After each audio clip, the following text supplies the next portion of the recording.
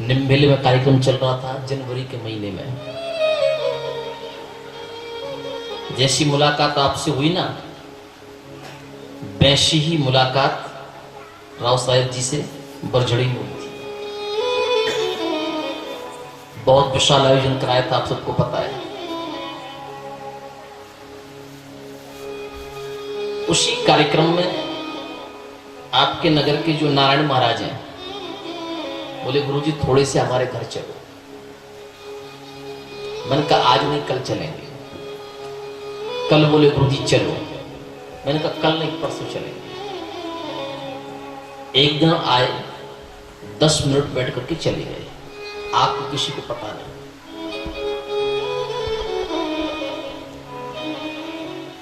उसके बाद हमें एक छोटा सा अनुष्ठान के रूप में धाबड़ा में हुआ।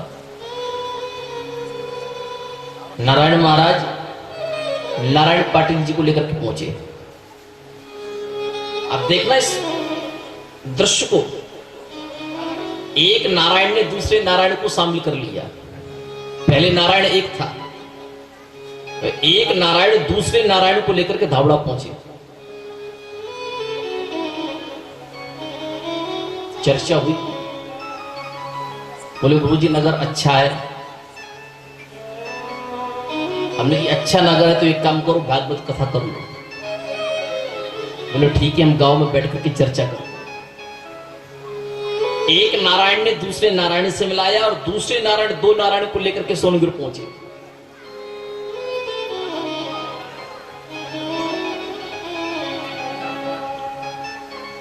सोनगिर में बोले गुरुजी कथा तो करना ही है,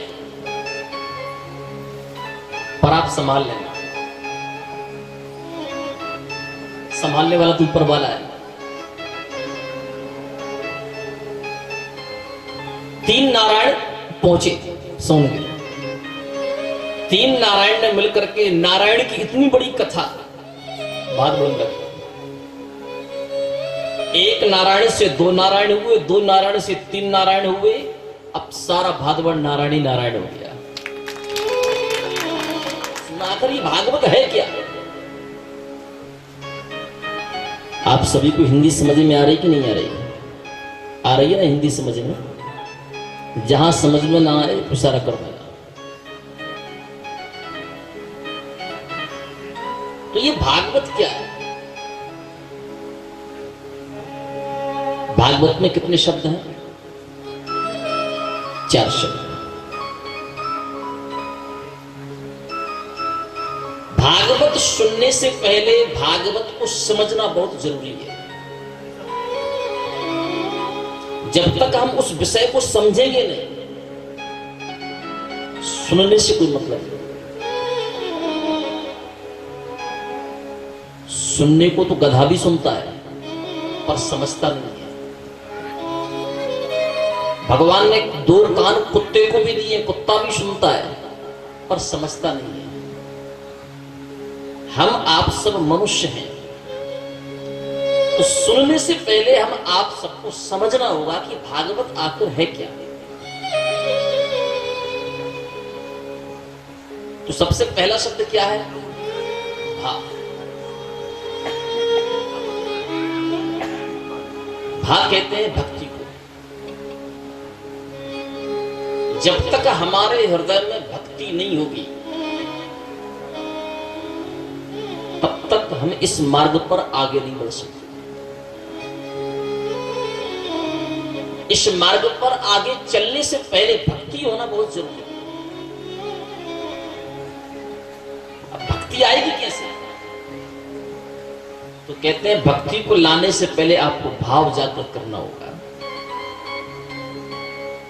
जब तक भाव नहीं होगा, भावना नहीं होगी, भक्ति आएगी कैसे? जब तक भाव नहीं होगा भक्ति नहीं होगी। मान लो हमने भक्ति को पाने के लिए भाव ले लिया। ध्यान रहना चाहिए, 2 जगह भाव की बड़ी कीमत है।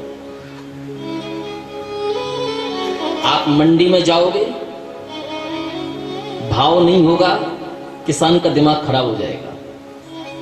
और मंडी में भाव अच्छा मिल गया तो किसान भी चमकता हुआ आएगा वहां से कि अच्छा भाव मिल गया। तो वैसे ही भगवान की मंडी है। इस भगवान की मंडी में जब तक भाव नहीं होगा तब तक आनंद नहीं आएगा।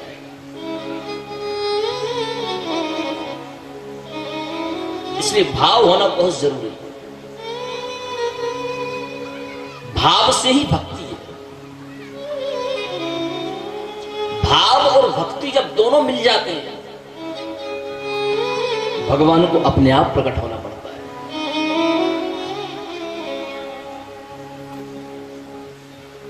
भाव, भक्ति और भगवान जब ये तीनों मिल जाते हैं ना तो पुनरपि जन्मम पुनरपि मरणम पुनरपि जननी जठरे सैनम, जो बार बार जन्म लेने का, बार बार मरने का चक्कर है, ये हमेशा हमेशा के लिए मिट जाता है।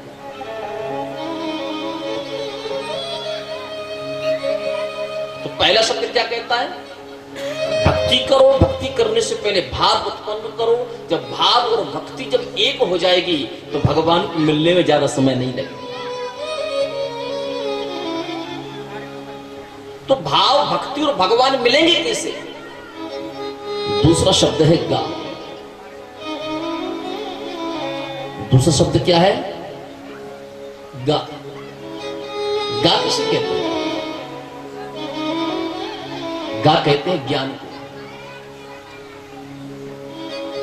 बिना ज्ञान के भक्ति, बिना ज्ञान के भाव संभव। भक्ति किसकी करे? ये आपको ज्ञान होना बहुत जरूरी है। भक्ति भगवान की करनी है या संसार की करनी है, जब तक ये भाव नहीं होगा तब तक सब मिथ्या है।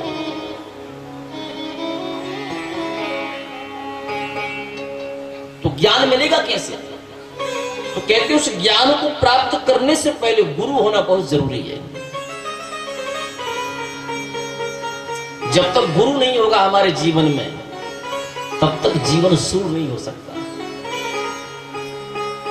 जीवन शुरू होने से पहले गुरु होना बहुत जरूरी है।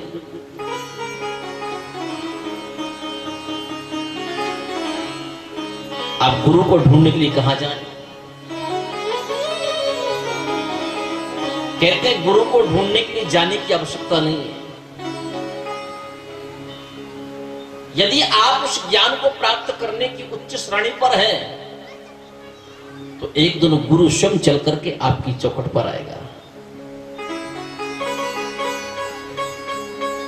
यदि शारीरिक गुरु ना मिले तो गीता को अपने जीवन का गुरु बना लेना। गीता के किसी एक मंत्र को गुरु बना लेना।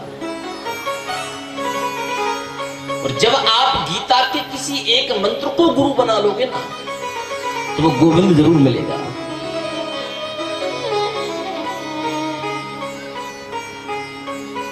अब वो गोविंद कैसे मिलेगा?